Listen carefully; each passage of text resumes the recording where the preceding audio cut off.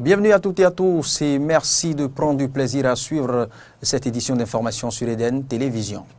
Dans l'actualité ce jour, l'installation du nouveau procureur de la République près le tribunal de première instance de première classe de Cotonou ce mercredi 29 août. C'était au cours d'une audience solennelle à l'issue de laquelle le nouveau procureur de la République a présenté sa feuille de route. À suivre dans cette édition, l'installation et l'entrée en fonction de Léon Christian Pobli, c'est le nouveau chef d'arrondissement de Godomain. Les détails y afférents vous seront fournis dans un instant.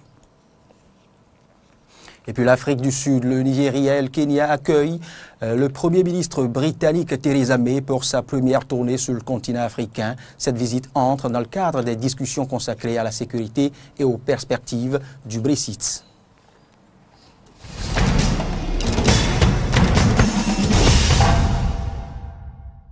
Vous faites bien de préférer l'actualité sur Eden Télévision. Et c'est bien par le Conseil des ministres qui s'est tenu ce 29 août sous la présidence effective du chef de l'État Patrice Athanase Diom Talon que nous ouvrons ce point de l'actualité.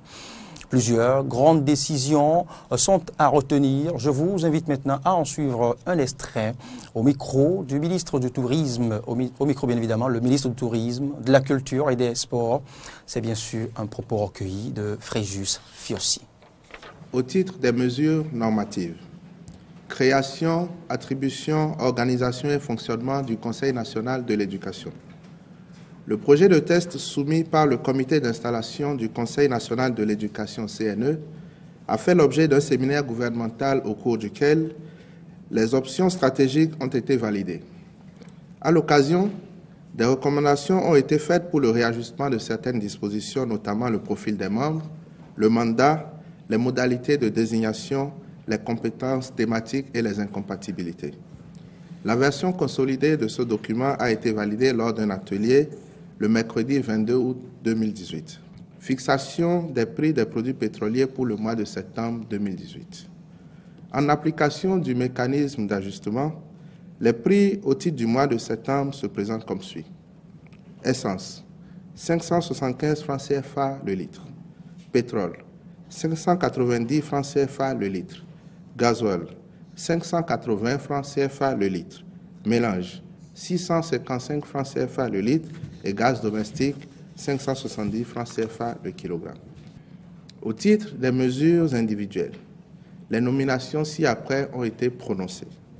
Pour le compte de la présidence de la République, sur proposition du conseil d'administration de l'Agence de promotion des investissements et des exportations, Directeur général, M. Laurent Gangwes.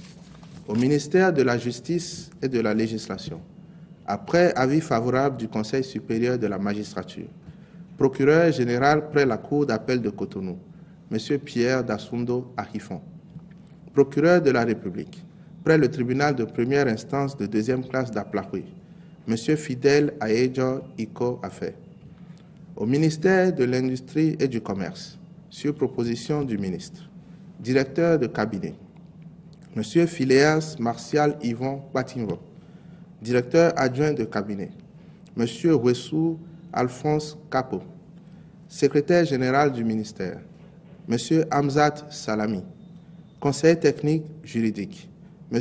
Djoulé Sabiboum, conseiller technique à la propriété industrielle et à la normalisation, M. Jean Zoumenou, conseiller technique à l'intégration et au suivi des accords commerciaux et industriels, M. Servi Rodolphe Adjaïbe, directeur général du commerce, M. Jean-Bernard Favi, directeur de la concurrence, Mme Denise Degbeji, directrice du commerce extérieur, Mme Aïssena Abriel Voglosi, directeur de la promotion industrielle, M. Mondjanachi Antoine Zinsou. Je vous l'annonçais en titre, le nouveau procureur de la République près le tribunal de première instance de première classe de Cotonou a été officiellement installé dans la matinée de ce mercredi 29 août à la salle G du dit tribunal. Et bien sûr, ceci devant un parterre de personnages, à savoir parents, amis et des différents acteurs du secteur de la justice. C'est un reportage de Carole Olaye et de Fiacre Voitan. Et l'homme Pierre Cécile Mario Metonou, officiellement en charge de nouvelles prérogatives.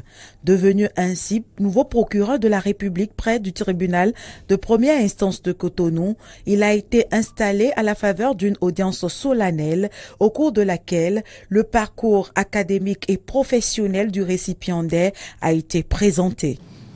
Diplômé de l'École nationale d'administration en qualité d'inspecteur du travail et de la sécurité sociale en 2001, il obtint une maîtrise en droit des affaires et carrière judiciaire l'année qui a suivi. Après son intégration, le 14 septembre 2010, dans le corps de la magistrature béninoise, il a été nommé la même année au tribunal de première instance de Cotonou en qualité de juge d'instruction du 7e cabinet d'instruction, poste qu'il a occupé jusqu'en octobre 2016, où il a quitté pour celui de premier substitut du procureur de la République près le même tribunal. L'orientation des différents dossiers judiciaires, la gestion des officiers de police judiciaire sont entre autres les tâches qui incombent désormais au nouveau procureur Metonou. Et pour la réussite de ses missions, le président du tribunal de première instance de Cotonou lui a rappelé les valeurs inhérentes à l'exercice de ses fonctions. Je voudrais vous inviter aussi à considérer tout le monde. À considérer tout le monde, à valoriser le travail de vos collaborateurs. Même quand c'est mal fait, il faut trouver des formules pour le leur reprocher afin qu'ils se sentent aimés, considérés par le chef. C'est un gage pour la réussite. Et maintenant, pour les consommateurs de nos services, il faut être regardant et il faut être disponible pour eux. Donc, nous ne pouvons pas être en situation de monopole et encore marchander nos services à nos usagers. Cette cérémonie a connu la présence de plusieurs autorités à divers niveaux, des acteurs du secteur de la justice, des parents et amis, et s'est achevée par les civilités d'usage. Et c'est bien à l'issue de cette cérémonie d'installation que le procureur de la République près le tribunal de première instance de Cotonou, Mario Metonou, va décliner sa feuille de route. En voici un extrait. Nous prenons l'engagement sans faille de contribuer à la mise en œuvre de la politique pénale du gouvernement en renforçant les acquis. Le renforcement des acquis passe essentiellement en matière pénale par la mise en place d'un triptyque: célérité, efficacité, transparence. La célérité consiste à traiter les procédures dans des délais raisonnables. Et avec la contribution du parquet, ces procédures ne feront plus l'objet de plusieurs renvois. L'efficacité dans le traitement des procédures suppose un encadrement effectif des officiers de police judiciaire dans la gestion des enquêtes. Quant au défi de la transparence, il sera relevé à travers la mise en place d'un système d'échange d'informations que nous voulons efficace. À cet effet, la reddition des comptes sur les dossiers sensibles sera systématisée. Notre action à la tête du parquet ne consistera pas seulement à sauver les acquis, mais également à aller plus loin, notamment dans la lutte contre l'impunité et les lenteurs procédurales. En tout état de cause, la lutte contre l'impunité sera implacable, à la hauteur de la détermination du gouvernement à vaincre ce fléau dans notre société. Il faudra, dans une marche irréversible, abattre toutes les frontières de l'impunité pour enfin apporter aux Béninois la preuve qu'ils vivent dans un véritable état de droit, entendu comme l'état dans lequel tous les citoyens sont soumis à la règle de droit. Parlons encore d'une nouvelle prise de fonction de tout autre cadre et dans un tout autre lieu. Le nouveau chef d'arrondissement de Godomè est installé dans ses fonctions par le maire de la commune d'Abomey-Calavi, Georges Bada. Léon Christian Pobli, c'est son nom. Il est élu le 23 juillet dernier en remplacement de l'ancien chef d'arrondissement Germain Kadia-Dodo. Aussitôt installé, le nouveau CA a pris des engagements pour la réussite de sa mission. Le point avec Laurent Roland Tolinquès et Damien Pedro. Officiellement, votre nouveau chef d'arrondissement en la personne de M. Léon Pobli.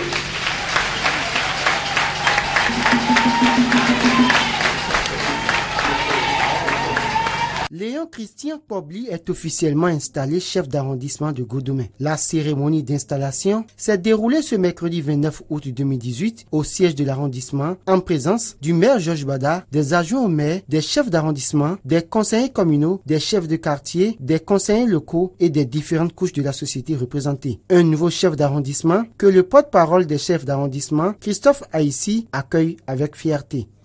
On va l'accueillir avec fierté et l'accompagner pour qu'il puisse réussir la mission républicaine qui est la sienne.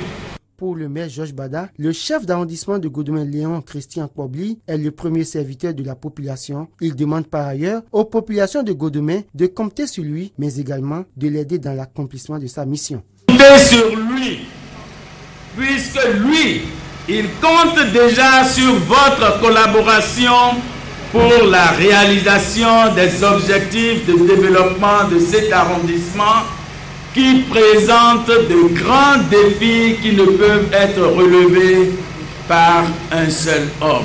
Vous allez l'aider à construire ensemble avec vous le développement de notre commune.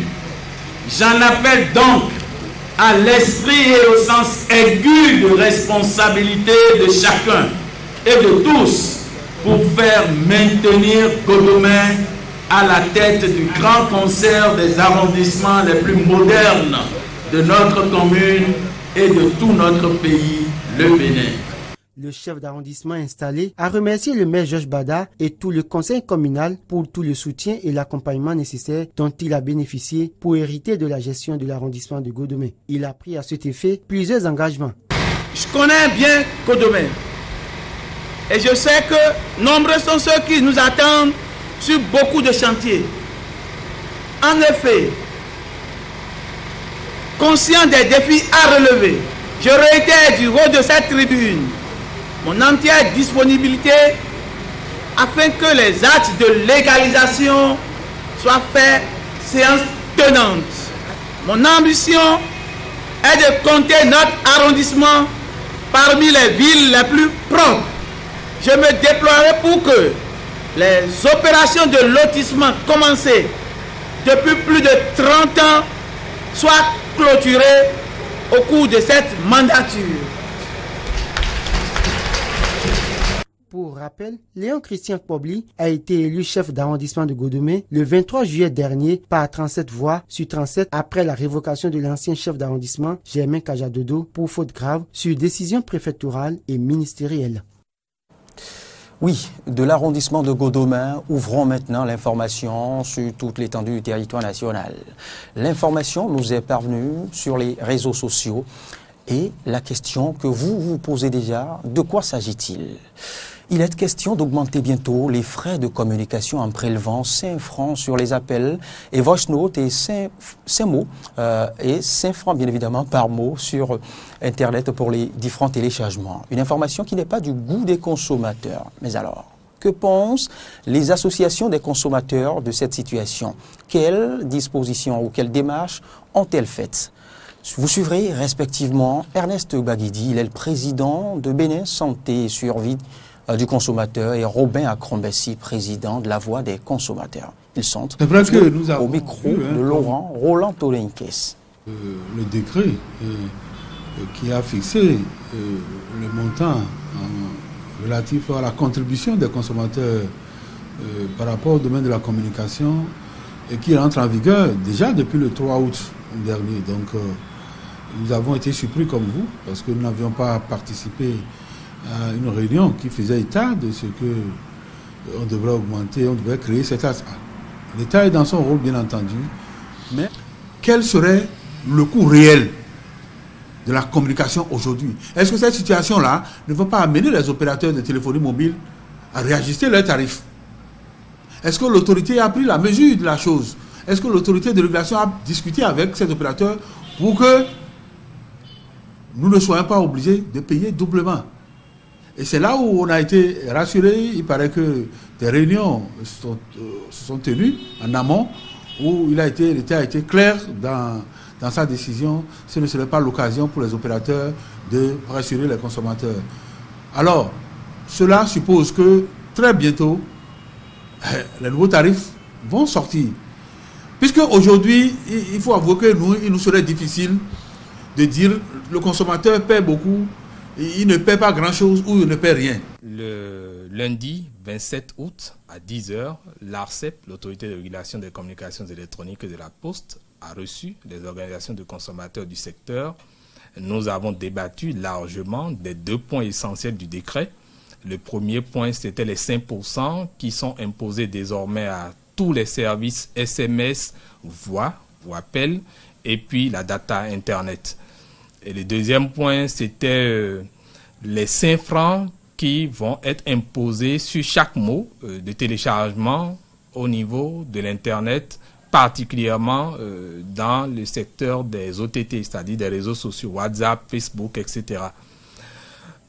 Des débats, nous avons compris que l'État avait besoin de plus de ressources, puisque quand on prélève des taxes, c'est forcément pour satisfaire le trésor public. Non, par rapport à ce que ça va coûter, comme je l'ai dit, les 5% seront partagés entre l'opérateur et le consommateur.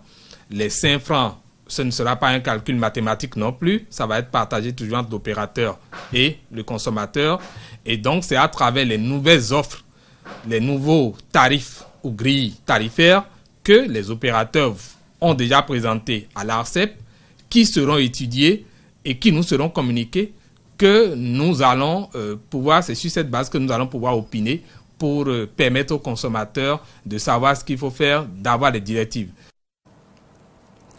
En images maintenant, faisons une brève escale au Parlement béninois. Les députés ont autorisé ce mardi le gouvernement à ratifier l'accord de financement de la construction du corridor Cotonou-Niamey, section Bérouboué-Malanville, d'un montant d'environ 61 milliards de nos francs CFA.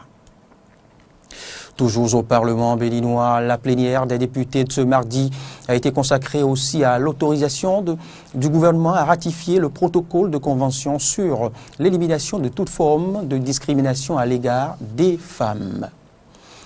De Lomé, maintenant, on se rend dans le Monokoufo. L'honorable Gérard Bénonchi, député de l'Union fait la Nation de la 11e circonscription électorale, est allé ce dimanche à la rencontre de ses mandants de la commune de Diakotomin. Il était accompagné pour la circonstance du préfet du Koufo et des responsables du bureau exécutif de son parti politique, le PSD. Le compte rendu de la manifestation avec Jonas Bouchi. C'est dans la cour de l'école primaire publique groupe A de Diakotomin que les militants de l'Union fait la Nation ont accueilli l'honorable Gérard Bénonchi et sa suite pour cette séance de reddition de comptes. Une séance qui s'avère indispensable pour dissiper au niveau de ces militants de l'UIN les intoxications qui distillent des personnes mal intentionnées selon le député Jocelyn Dégbé. Vous savez, il y a une séance d'intoxication sur le terrain. Notre devoir, c'est venir leur dire exactement ce qui s'est passé à l'Assemblée nationale, parce que nous sommes les élus. Et ceux qui passent pour raconter des histoires, ils ne sont pas des élus. Le préfet Christophe Megbedji se réjouit que les élus du peuple assument cette responsabilité vis-à-vis de leurs mandants de la 11e circonscription électorale. C'est heureux de savoir aujourd'hui que au niveau des députés, au niveau des ministres, donc les gens se préoccupent de la région de compte. Parce que quand vous ne venez pas rendre compte de ce fait, au niveau où vous vous trouvez, vous laissez place à des supputations, à la délation, à la diffamation. Vous laissez place simplement aux mensonges. Voilà pourquoi je suis content de ce qui se fait aujourd'hui. À cette rencontre avec les populations de Diakotomé, Gérard Gbenochi les a entretenus sur le RAVIP, la levée d'immunité de certains députés, la réforme du système partisan, son accompagnement du chef de l'État dans sa volonté à lutter contre la corruption, la loi sur les baux à usage d'habitation, sans oublier bien sûr la loi dont il est l'auteur. Je leur parlais de la loi dont je suis porteur dessus l'auteur, la loi Gbenochi portant un roulement dérogatoire à l'état civil qui va permettre que près de 2 500 000 Béninois puissent bénéficier gratuitement de leur acte de naissance. Cette loi a été donc acceptée, bien soutenue par le chef de l'État actuel, qui a inscrit son vote à l'ordre du jour de la deuxième session extraordinaire, ce qui a permis que ce soit vite voté, et il y a près de 220 000 citoyens du Koufo qui sont concernés par cette loi, qui bénéficieront donc des actes de naissance gratuits. Voilà la quintessence de tout ce que je suis venu leur expliquer. Plus qu'une simple reddition de comptes, cette séance a également permis à l'honorable Gérard Gbenochi de resserrer les liens avec les militants de l'Union fait la Nation dans la commune de Diakotomé. Restons toujours avec la même équipe de reportage, celle de Jonas Bouchi dans le Molo Koufo, pour nous intéresser à l'installation ce mardi à Lokossa des comités et bureaux départementaux du Molo Koufo pour le recensement national agricole, RNA. Les membres de ces différentes structures départementales ont été installés dans leurs fonctions par le directeur adjoint de cabinet du ministère de l'Agriculture et du directeur de la statistique agricole. C'était à la salle de conférence de la préfecture de Lokossa en présence des deux préfets, celui de Molo et du Koufo. En inscrivant le RNA, doter l'agriculture béninoise d'une base de données structurelles, qualitatives et quantitatives, devant faciliter la gestion optimale des filières et potentialités agricoles du pays, c'est l'objectif que vise cette vaste opération de recensement national agricole RNA, prévue pour une période de 36 mois. À partir de la campagne agricole 2018-2019, ce recensement va mobiliser plus de 7300 agents au grand bonheur des personnes intervenant dans l'agriculture au Bénin. L'attente des agriculteurs, des éleveurs, des pisciculteurs, des pêcheurs, des organisations professionnelles agricoles, des agro-entrepreneurs et de tous les autres acteurs du secteur sera enfin comblée à travers la collecte de données structurelles qui serviront de référentiel pour mesurer de façon continue et régulière la dynamique du monde rural. Le préfet du Koufo, Christophe Megbedi, précise toute l'importance de ce recensement. Nous avons besoin de connaître des données relatives, par exemple, aux différentes superficies que nous emblavons. Quelles sont donc les spéculations que nous faisons, les espèces relativement à l'élevage. Voilà pourquoi nous sommes là aujourd'hui, nous connaître pour savoir comment planifier les actions en direction donc, du secteur de l'agriculture, de l'élevage, de la pêche. Après la présentation de la quintessence de toute l'opération dans ces détails, le directeur adjoint de cabinet du ministère de l'Agriculture dira aux membres des comités et bureaux départementaux du RNA dans le Mono et le Koufo en quoi leur détermination et engagement comptent pour la réussite de l'opération. Les divers organes auxquels vous appartenez doivent constituer pour vous un creuset d'engagement et de détermination pour mener à bien le RNA. Je voudrais compter sur votre engagement à faire aboutir cette opération dans votre département. La remise symbolique des accoutrements de travail aux présidents départementaux que sont les préfets a sanctionné la fin de cette cérémonie d'installation des comités et bureaux départementaux du RNA dans le Mono et le Koufo. L'actualité au-delà des frontières du Bénin maintenant, le Premier ministre britannique, je vous en parlais au sommaire, Theresa May a démarré ce mardi par l'Afrique du Sud, sa première tournée sur le continent africain qui l'amène également au Nigeria et au Kenya. Cette visite entre dans le cadre des discussions consacrées à la sécurité et aux perspectives du Brexit. Elle permet à Theresa May d'exprimer sa volonté de voir s'approfondir et se renforcer les relations de ces trois pays du Commonwealth avec le Royaume-Uni qui, bien évidemment, s'apprête à quitter l'Union européenne le 29 mars 2019. Notons aussi qu'il s'agit de la première visite d'un Premier ministre britannique en Afrique subsaharienne depuis 2013 et la première au Kenya depuis 1999, celle bien évidemment de Margaret Thatcher. Mesdames, Messieurs, c'est donc tout pour ce point de l'actualité. L'actualité, je vous le souffle, se poursuit sur nos différentes pages Facebook, Twitter et sur la chaîne YouTube et sur notre site internet www.benin-eden.tv. Merci de l'avoir suivi.